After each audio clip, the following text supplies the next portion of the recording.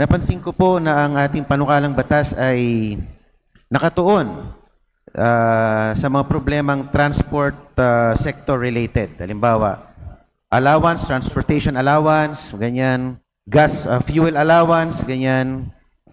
So ito po ay nakatuon lamang sa transport sector. Thank you very much, Majority Leader. Mr. Speaker, I move to recognize the Honorable Paolo Marcoleta of the Sagip Party List for his interpellation. There is an objection. Chair hears none. The gentleman from Sakip Party List is recognized. Please proceed, sir. Thank you very much, Mr. Speaker, distinguished sponsor.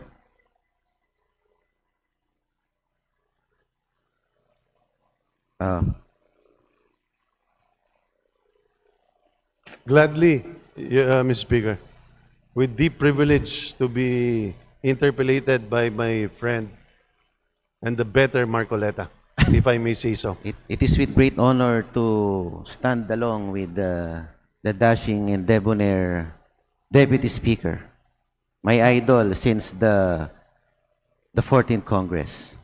Does that mean you're terminating your interpellation? No, although most of my questions were already asked by the Honorable Nasal.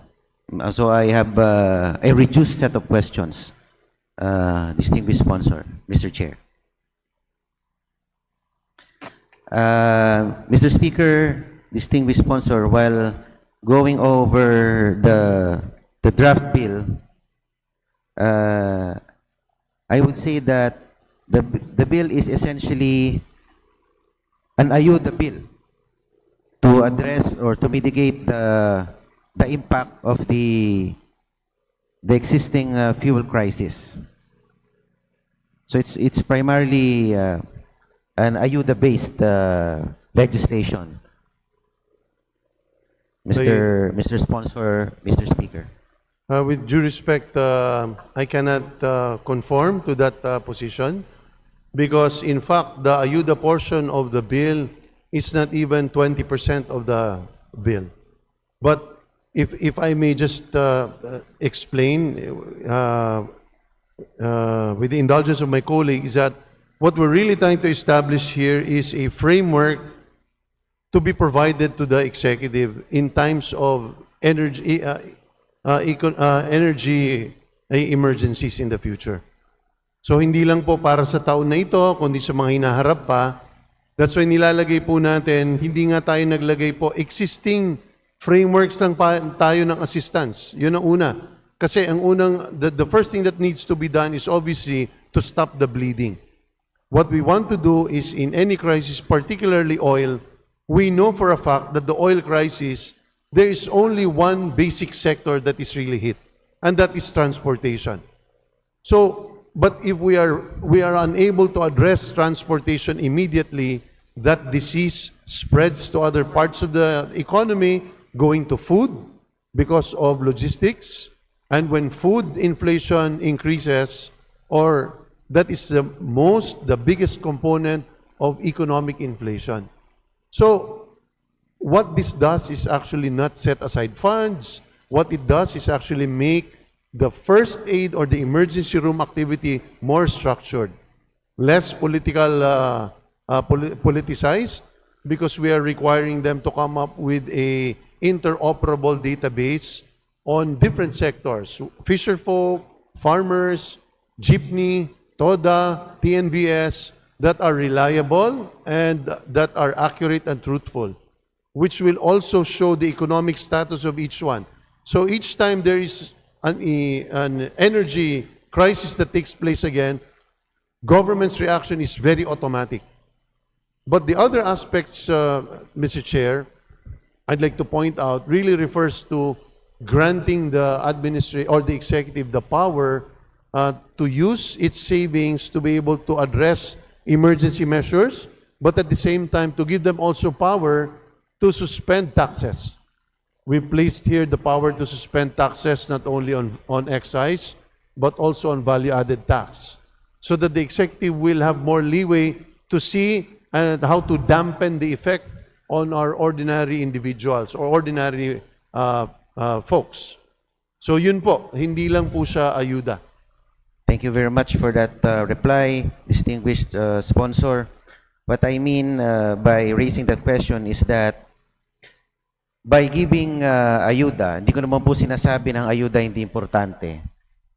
Ngunit ito po ay temporary relief lang para sa ating mga nasasakupan. Ang gusto ko po sanang sagot ng ating distinguished sponsor ay kung paano natin malulutas ang supply disruption ng ating langis dahil ito po ang pinagmumulan ng problema natin. Nung nagkaroon po ng digmaan sa gitnang silangan, essentially yung supply natin, yung supply chain ng langis ay nagkaroon ng problema. So, tinitignan ko po yung bill. Medyo ako po yung nakukulangan sa provision, sa paghahanap ng solusyon para matugunan yung problema ng paghahanap ng supply ng langis. Ang inaasahan ko sanang sagot, Mr. Speaker, sana nakapaloob din sa bill yung paghahanap ng mga alternative new sources of supply. Halimbawa, dito sa Southeast Asia, exporter naman ng Malaysia, ang Brunei, bakit di natin explore yung posibilidad na magkaroon ng mga panibagong trade agreements sa mga bansang ito, imbes na tayo ay umaasa lamang sa gitnang silangan para sa ating oil supply. Yun lamang po ang aking katanungan. Tama po kayo. Very valid po ang point ni Mr. Speaker, ni Congressman Marcoleta. Kung titingnan po ninyo sa buong provisions po natin, paulit-ulit po tayo doon na tinutulak o minamandato ang gobyerno na mag-develop ng indigenous. Malinaw po sa Section 20, nakalagay talaga, indigenous energy, renewable energy, and electric mobility support. Itong provision po na section po na ito ay ang patungkol talaga ay kung paano ang ating bansa inuutos ng Kongreso sa executive na lumayo at maging less dependent po sa langis. So lahat po ng itinutulak natin dito ay to address, tama po yung concern ninyo, wala po itong provision na ito dati, pero inilagay po natin ito because ayaw po natin ng pansamantala lamang na pagkilos pagdating sa krisis. Gusto po natin maging resilient ang ating ekonomiya, sang-ayon po ako sa inyo, kaya nilagay po natin ito dito. So bukod sa pagtutulak ng indigenous, meaning dito lang sa Pilipinas, sa panggagalingan, binibigyan din natin ng tax incentives ang iba't ibang mga pamamaraan, ang employers, kahit po ang pamilya, ang kumpanya, kung sila po ay nagtutulak para po ang kuryente nila ay maging solar or solarization, binibigyan po natin sila. Kung ikaw po ay employer na nagpapautang ng car plan, bibigyan at papahintulutan po namin kayo na gamitin ito bilang deduction sa gross income para i-encourage po sila na wag na pong maging dependent sa crudo.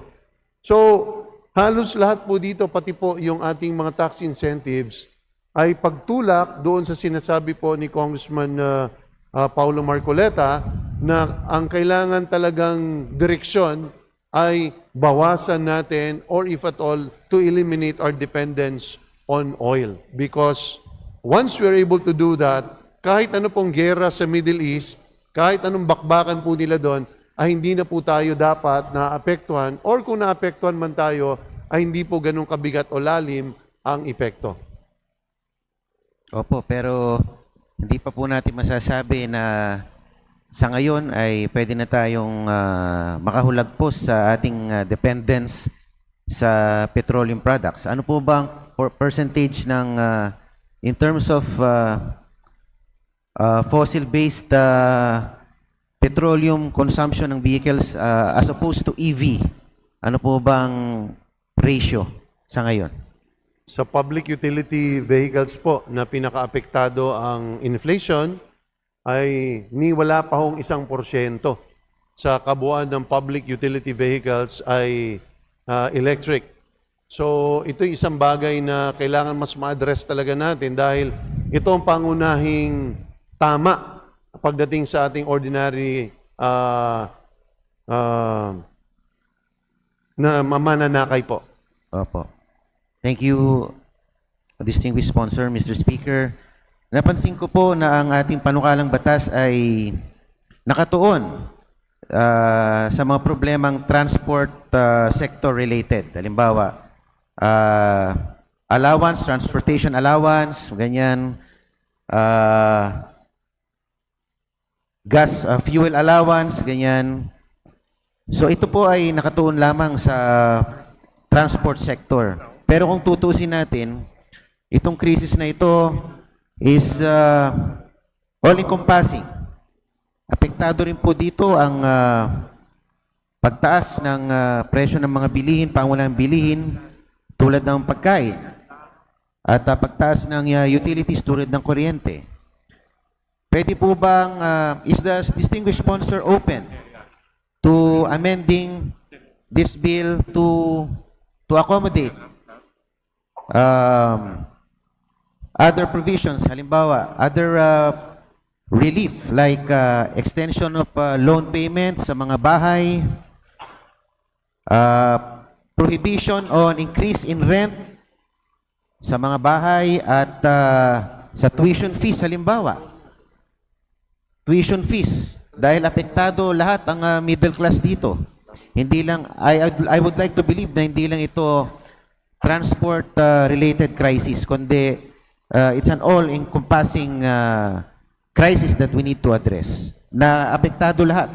Hindi lang po ang ating modality sa pagtransport, kundi yung pagkain natin, utilities natin, yung rent na binabayaran ng karaniwang manggagawa, yung tuition na ibinabayad pang matrikula ng mga magulang.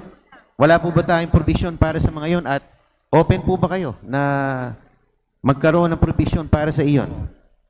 Dahil sa Bayanihan Bill, I believe they covered almost entirely yung pong mga hinanaing ng ating taong bayan nung panahon ng COVID-19. Mr. Speaker, yung lahat ng sinabi ng ating kasama ay halos lahat nasa Section 15. Page 15, ito ang temporary moratorium on loan, rental, and utilities payments, where the consumer, regardless in fact of the situation of the consumer, is given a 30-day moratorium in terms of payments, of principal, as well as interest payments. Aside from that, the rental payments are likewise included as part of a grace period over a 30-day period. Electric bills, pag-atas sa ating mga electric utilities, water utilities, telecom, ay meron ding 30-day grace period na ibinibigay. Dahil kinikilala po natin na ang epekto po ng krisis na ito ay hindi lamang po sa transportation, kundi sa iba't iba pang sektor o bahagi ng ating lipunan. Gusto ko rin pong idagdag na maliban sa transportation sector ay malaki po sa ating mga programang ating ilalagay po rito ay pagdating po sa pagkain. Ito po ang Section 12 on fuel and fertilizer support na kung saan hindi po natin napagpasyahan po natin na imbis binibigyan natin ng ayuda o pera ang ating mga magsasaka at hindi tayo natitiyak na ito ba'y dinadala sa pagsasaka, ay gagawin talaga nating in the form of vouchers as well as para dating sa fuel discounts para sa kanilang mga traktora, para pagdating po sa logistics at pagdala ng kanilang mga ani para madala sa palengke, including hauling. Meron din po tayo for food producers, hindi lang po ng palay, ng mais, kundi ng aquaculture, isda, pati po livestock, manok, at saka, or poultry, at saka baboy. So, kinakover po natin sila lahat na po dito dahil alam po natin na kailangan po silang mabigyan ng atensyon tulad po ng sinasabi ng ating distinguished colleague. Thank you, distinguished sponsor, Mr. Speaker. Pero sa binanggit niyo po na ayuda, hindi po nabanggit yung ano dito, yung educational assistance. Lalong-lalo po ngayon, panahon ng Mayo, Ilang linggo na lang o ngayon ongoing na po ang enrollment. And the middle class sector is bearing the brunt nitong pagtaas po ng presyo ng produktong petrolyo. Baka wala na po silang nailaan para sa pangmatrikula ng kanilang mga anak. Meron po tayo bang pwedeng ipasok dito sa educational assistance? Kasi kinover natin ang utilities, kinover natin ang pataba, kinover natin ang para sa transport sector, sa mga drivers. Halos lahat po yan, may mga anak na pinag-aaral. Mr. Speaker, meron po tayong sa Section 11 on Paragraph A na nilalagay talaga natin for low-income and near-poor households. So hindi lang po sa 4Ps, kundi doon po sa mga taong isang hakbang na lang po ay papunta na po below the poverty line. Meron po tayong mga emergency cash transfers na ang in fact pangunahing magiging isa sa mga pangunahing purposes dyan ay for educational. So ito po ang nakikita naming isang dahilan o isang paraan para ma-address po yung sinasabi po nating concern. Thank you, distinguished sponsor, Mr. Speaker. Tinitignan ko rin po yung bill. Wala pong specific na amount na naka-indicate sa mga emergency cash transfers, sa mga grants, fuel subsidies, fuel vouchers, fuel cards. It does not specify the inclusions. Ano po ang halaga na ibibigay in terms of fertilizer support, fuel and operating support. Wala pong specific na halaga na nakasaad dito. Mr. Speaker, ang dahilan po dyan ay natuto na po tayo sa bayanihan na ayaw po natin na one time, big time lang po ang ating batas na ipapasa. Ang nais po natin ay mabigyan ng framework ang ating pamahalaan. Kaya hindi po tayo naglalagay ng mga halaga because several years from today ay hindi na yun ang akma na maaaring halaga. Dalawang bagay ang kailangan i-consider is number one, ano yung actual need or the demand side, ano ba yung halaga na yun. Hindi natin ma-determine today kung ano yung need 2 years from today, kung yung ba'y sapat. Pangalawa, ay kailangan din natin makita kung ano yung available savings na pwede natin makuha para po ma-address yung energy emergency crisis. So, lilinawin ko lang po parati is, ang pinagkaiba nito sa bayanihan ay, ang bayanihan, ang buong ekonomiya ay talaga nakadapa. Walang makalabas ng sariling mga tahanan, kaya't kinailangan po natin ma-address ito. Ang thrust po ng Kalinga Bill is to address a temporary, short-term crisis, which is energy crisis. So, ang ginagawa po natin is binibigyan natin ng framework para mas nakaka-react po ang ating gobyerno ng mabilisan, pero at the same time, naglalagay po tayo ng limits.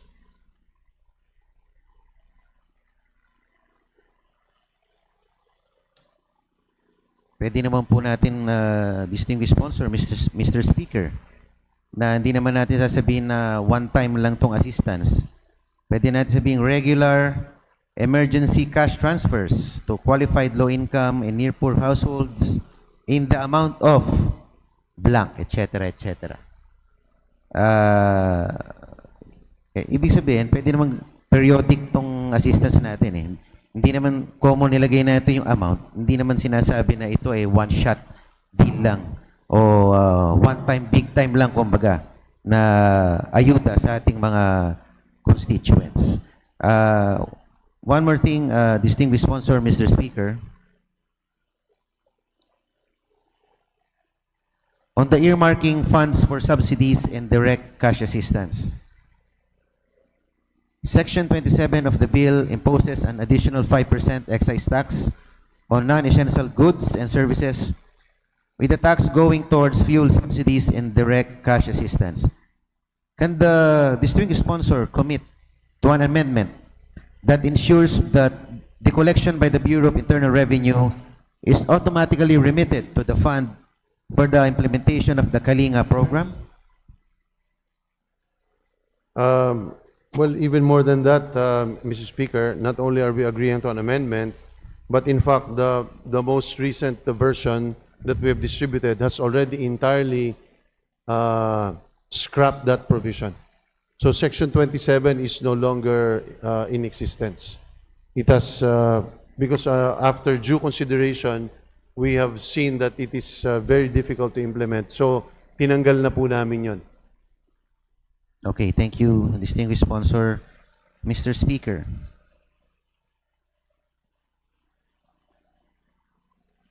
Since the bill is almost entirely about distribution of assistance, can the distinguished sponsor assure na ito pong implementation o yung pamamahagi po ng ayuda will not be politicized or weaponized to favor political allies? Kasi nakalagay po sa ating provision, the LGUs can be tapped to implement the distribution of the incentives or itong mga stipends. What safeguards are in place that will make sure that the Kalinga program will not be politicized or weaponized to favor only political allies and to marginalize perceived political adversaries?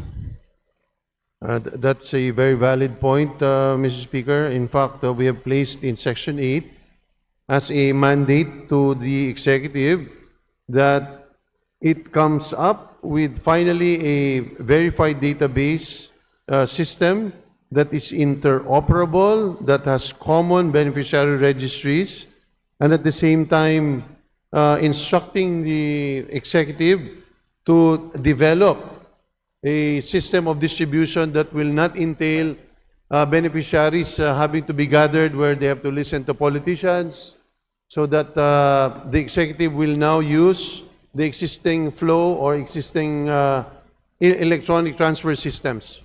So I agree with you, Mr. Speaker, that we need to ensure that this will not be politicized, and these are the basic items that we have placed, if only to avoid it from being politicized. Thank you, distinguished sponsor. Dahil gusto ko rin kasing sabihin na kami, ang aking constituents ay umiinda pagka iniipit ang release ng mga pondo. Katulad po ngayon, yung AX ko, pati yung tupad ay were put on hold. At pagka ginagawa po kasi yun, yung pag-ipit o pag-hold ng pondo, hindi po yung representante o yung partido ang nasasaktan, yung pong mga constituents. Kaya sana po hindi po maulit ito. Habang ito ating binabalangkas, maging universal yung aplikasyon nito at wala pong sisinuhin kung ikaw kaaliado ba o kalaban sa politika. Dapat po, basta't nangangailangan yung bayan na yun, kailangan matugunan po ng kaukulang ayuda. Sang-ayon po ako dyan. In fact, na-raise na po yan ng Mr. Speaker ni Congressman Marcoleta noong nakaraan.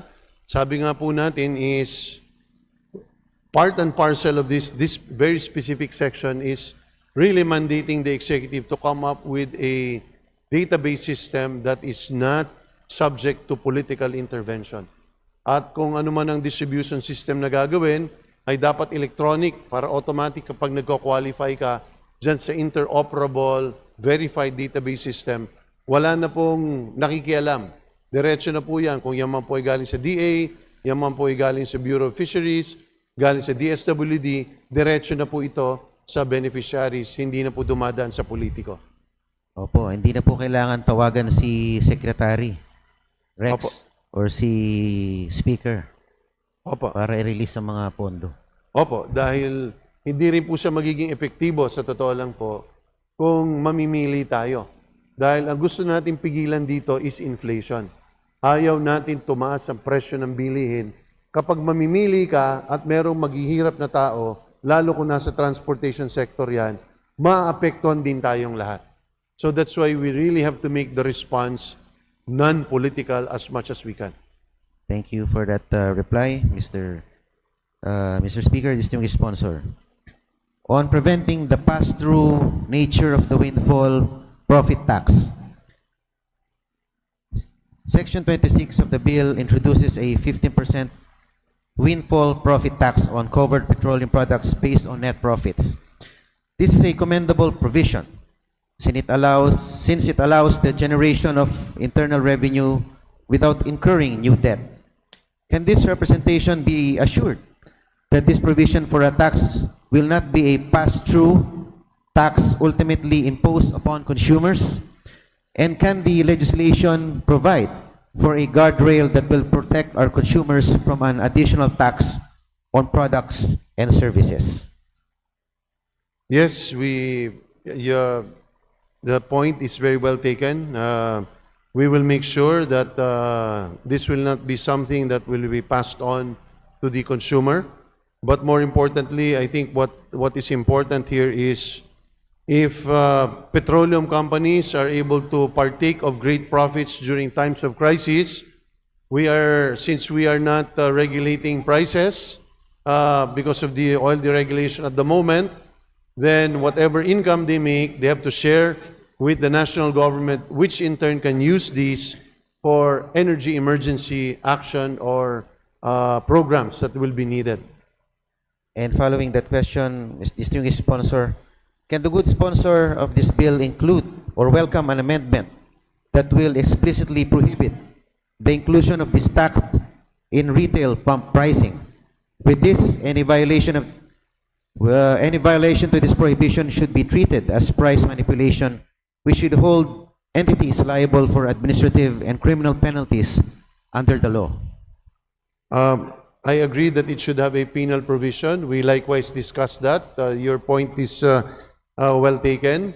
But we were informed by the BIR that there are already the necessary measures and penal provisions under the National Internal Revenue Code that can be applied. The question you raised was a question we also raised, but the BIR said that there is no need because those penalties, as mentioned by the distinguished colleague, is already set forth in the National Internal Revenue Code. Thank you very much, distinguished sponsor. Mr. Speaker, I think this is the final question. I hope it's not the final nail on the coffin. On renewable energy corporate tax incentives to help lower the utility and consumer product prices. Section 24 of the bill provides an incentive to business enterprises for a 50% special deduction from gross income for ordinary and necessary expenses incurred when shifting to renewable energy products and systems. Can the certified business enterprises who will benefit from this incentive be required to recompute and lower retail prices of products or services based on the effect of shifting to renewable energy products and systems? Considering that business enterprises will enjoy the generous incentive of the deduction, the legislation should ultimately have an effect that will help ease challenges to the cost of living. The purpose here, Mr. Speaker, is when we provide the 50% deduction from gross income, is essentially to encourage all these businesses to incur capital outlay. Meaning, otherwise, they would not be spending for these.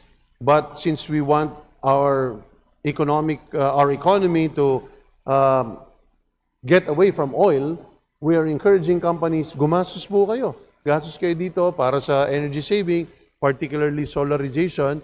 And in exchange, kahit mapapagastos kayo, hindi scheduled, ay bibigyan kayo namin ng pagkakataon para magkaroon kayo ng deduction. So, if we penalize them or we impose additional taxes for additional income that they will make,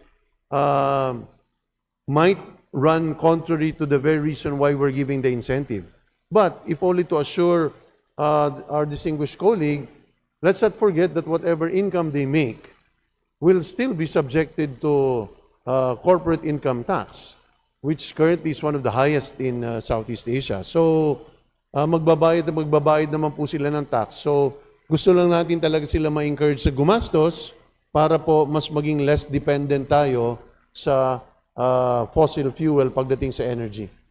Opo, ang binabanggit ko po hindi po yung pag-impose ng additional tax, kundi yung pagbababa or pag-adjust ng mga presyo ng kanilang mga retail products.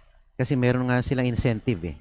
So, inaasahan ko na bababa rin yung presyo ng kanilang mga produce. At this point in time, I think that's going to be, if I may, Mr. Speaker, that's going to be an administrative activity on the part of the DTI, the BIR, in terms of the e-vehicle law. There are already incentives that are put in place there, and we don't want to disrupt that. What we're simply trying to do here is really develop a framework of incentives so that we can incentivize them to leave or go to solarization. Thank you, distinguished sponsor. Mr. Speaker, I have no more questions. Thank you. Thank you very much, distinguished colleague.